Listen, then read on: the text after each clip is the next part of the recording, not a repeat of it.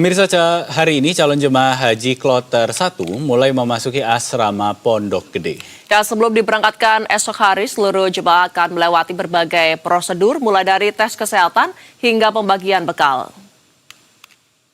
Asrama Haji Pondok Gede hari ini mulai menerima kedatangan jemaah haji kloter pertama.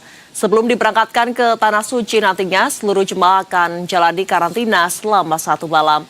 Selain menjalani tes kesehatan, seluruh jemaah juga akan menerima arahan dan juga pembekalan yang akan dibawa ke Tanah Suci seperti berkas, gelang sebagai identitas, hingga uang saku. Rencananya akan ada sebanyak 7.806 calon jemaah haji yang akan memasuki asrama haji Pondok Gede hingga 4 Mei 2026 mendatang. Berbeda dari tahun-tahun sebelumnya, tahun ini Embarkasi Jakarta memperkuat komitmen pelayanan dengan menambah kategori perempuan dalam layanan prioritas, mendampingi kategori lansia dan disabilitas. Kepala UPT Asrama Haji Pondok Gede Muhammad Ali Zakiuddin menyatakan pihaknya telah menyiapkan treatment khusus di setiap tahapan layanan untuk memastikan kenyamanan jemaah, terutama bagi mereka yang lanjut usia.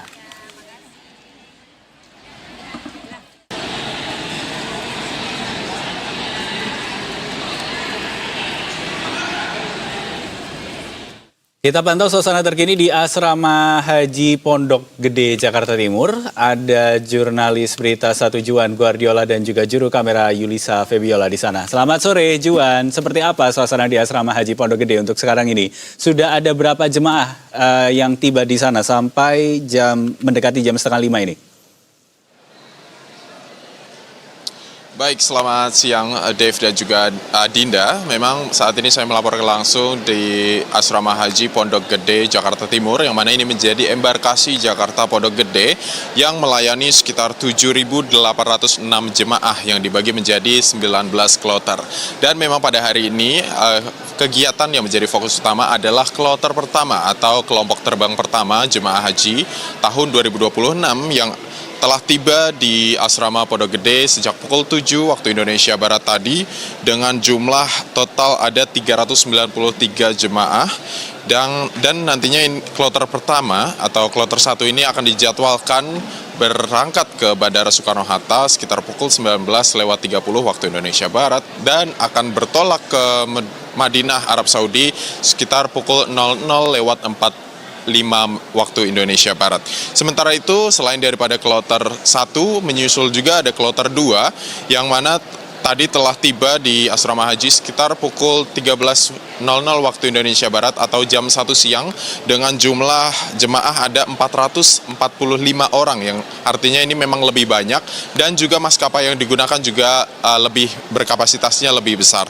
Dan kloter 2 tersebut dijadwalkan akan berangkat pada pukul 8:55 waktu Indonesia Barat besok pagi. Artinya memang pelayanan dari penyelenggara haji tahun ini akan melayani secara bertahap setiap kloter yang telah dibagi menjadi 19 kloter tersebut di embarkasi Jakarta Pondok Gede. Dan jika Anda bisa melihat dari layar kaca, saat ini memang kegiatan yang tengah berlangsung di Gedung Serbaguna Asrama Haji Pondok Gede, Jakarta Timur adalah registrasi, kemudian ada pengurusan dokumen, hingga pengumpulan koper yang nantinya akan dikirimkan sebagai logistik untuk menuju ke bandara dengan armada logistik yang telah disiapkan tentunya.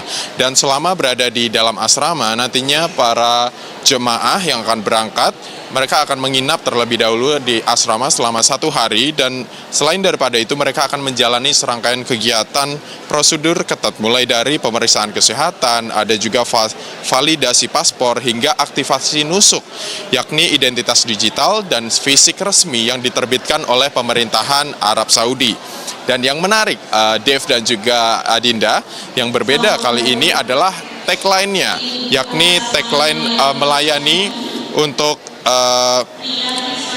haji ramah lansia, disabilitas, dan perempuan. Ada tambahan di akhirnya yakni perempuan. Artinya memang ada petugas penyelenggara ibadah haji tahun ini juga memprioritaskan perempuan dalam pelayanannya karena memang sesuai dari arahan Presiden Prabowo Subianto yang meminta untuk pelayanan penyelenggaraan ibadah haji tahun ini bisa ditingkatkan. Dan memang implementasi di lapangannya melalui tagline tersebut dan menjadi komitmen dari Kementerian Haji dan Umroh. Oleh karena itu memang jika saya perhatikan di Gedung Serbaguna ini ada area khusus fast track untuk para lansia, disabilitas, dan juga perempuan, Dev dan juga Adinda.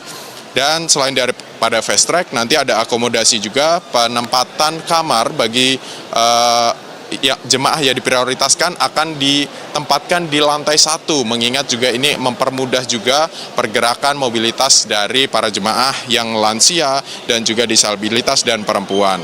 Kemudian nantinya ada juga pendampingan digital karena nusuk kali ini sudah bisa diakses menggunakan aplikasi digital, sehingga untuk para jemaah yang mungkin kesulitan untuk menggunakan teknologi akan mendapatkan pendampingan langsung. Dan selain daripada itu, nanti juga ada pemberian living cost sebesar 750 Saudi Riyal atau jika dirupiahkan sekitar 3,4 juta rupiah bagi para jemaah. Sementara demikian, Dev dan juga Adinda kembali ke studio. Ya baik, terima kasih rekan Juan Guardiola dan juru kamera Yulisa Febiola. Selamat sore, selamat melanjutkan